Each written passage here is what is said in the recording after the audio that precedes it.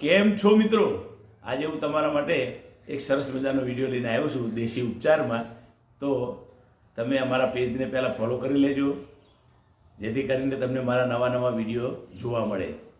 આજના દેશી ઉપચારમાં વાત કરવી છે દાઢના દુખાવાની. મિત્રો, આપણે ઘણી વખત દાઢનો દુખાવો થતો હોય છે, તો આપણે શું કરીએ છીએ? પેઇન કિલર લઈ લઈએ તરત. તો આવું વારંવાર પેઇન કિલર લેવી એ આપણા શરીર માટે હાનિકારક છે.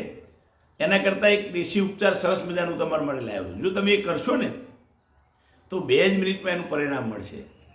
તો મિત્રો, આના માટે કરવાનું શું છે? બજારમાંથી જે દેશી ઉહળિયા વેચતો હોય એના ત્યાંથી 3 વસ્તુ લાવવાની છે: અજમેટના ફૂલ, પીપરમેન્ટના ફૂલ અને ભીમસેની કપૂર. આ 3 વસ્તુ 10-10 ગ્રામ અથવા તો 20-20 ગ્રામ તમારે લઈ લેવાની છે.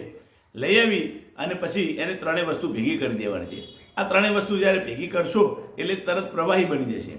અને આ પ્રવાહી જે બની ગયું એ જ આપણી રામબાણ દેશી દવા. એનો ઉપયોગ કેવી રીતે કરવાનો છે? તો મિત્રો, આ દવા તમારે પહેલાં એક શીશીમાં અથવા તો બંધ બોટલમાં, જે એરટાઇટ બોટલો એમાં ભરી લેવાની છે, જેથી કરીને ઉડી ના જાય. જો ખુલ્લી પડી રહેશે ને તો તરત ઉડી જશે. તો આ બોટલમાં ભરી રાખવાની છે.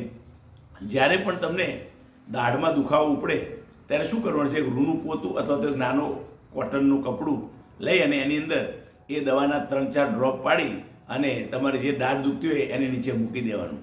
મિત્રો, 2 જ મિનિટમાં તમારો દાઢનો દુખાવો ગાયબ થઈ જશે. એટલી એકદમ અક્ષીર દવા છે આ.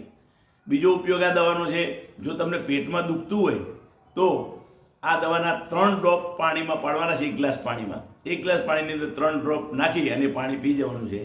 તમારું મિત્રો થોડી વારમાં જ પેટનો દુખાવો ગાયબ થઈ જશે. મિત્રો, ઘણી વખતે આપણા ખેડૂત મિત્રો ખેતરમાં જતા હોય તો એમને વીસી કરડતા હોય છે. તો આ વીસી કરડ્યો હોય અને એની જે વેદના, તો જેને કરડ્યો હોય એને જ ખબર હોય. તો આ વીસીની વેદના દૂર કરવા માટે પણ આ એક અક્ષીર દવા છે. આ દવાના ડ્રોપ જ્યાં વીસી કરડ્યો હોય ત્યાં પાડી દેવાના છે 3-4 અને લગાવી દેવાની છે દવા. આવું કરવાથી પણ વીસીનો વેદના એકદમ ઓછી થઈ જશે, લગભગ જતી રહેશે તમારે. તો મિત્રો, આવી આ એક રામબાણ દવા લઈને આવ્યો છું તમારા માટે. એનો ઉપયોગ કરજો. પેજને ખાસ ફોલો કરતા રહેજો, જેથી કરી અને આવા મારા અવાનવા વિડીયો તમને મળતા રહે. થેન્ક યુ મિત્રો.